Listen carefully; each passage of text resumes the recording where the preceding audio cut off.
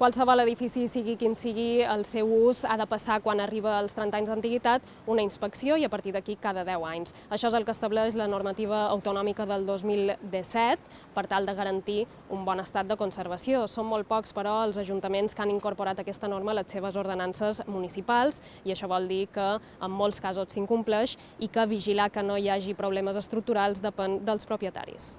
Palma, Manacor, Marratxí, Inca, Ciutadella, Eivissa i Santa Eulària són els ajuntaments que registren les inspeccions.